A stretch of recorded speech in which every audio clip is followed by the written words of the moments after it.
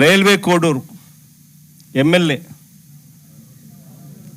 ఆరవ శ్రీధర్ అత్యాచారం చేశారని, ఆపై మోసం చేశారని బాధితురాలు నేరుగా స్వయంగా చంద్రబాబు నాయుడు గారికి ఫిర్యాదు చేస్తే ఈయన ఏం చేశాడు?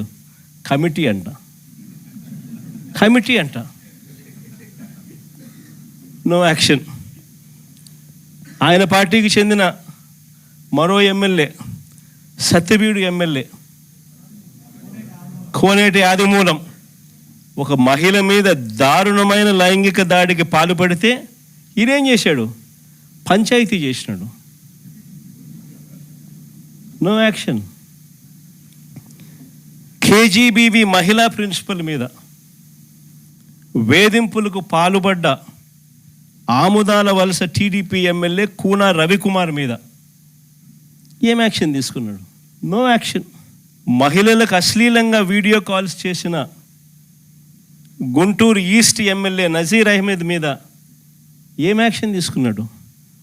ఆ వీడియోలు వైరల్ అవుతూ ఉన్నాయి, కంటికి కనపడతా ఉన్నాయి. ఎమ్మెల్యే చేస్తూ ఉన్నాడు, ముఖ్యమంత్రిగా నువ్వు ఉండవు, నీ పార్టీకి చెందిన నీ ఎమ్మెల్యే ఈ మాదిరిగా చేస్తూ ఉన్నాడు, నువ్వేం చేస్తూ ఉన్నావు? No action.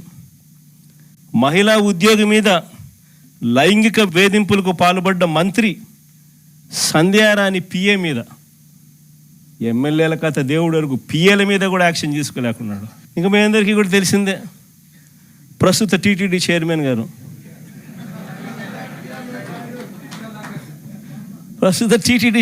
గారు, ఆయననైతే ఒక మహిళను మోసం చేసి వీడియోతో ఫోటోలతో అడ్డంగా దొరికిపోయినా కూడా నో యాక్షన్.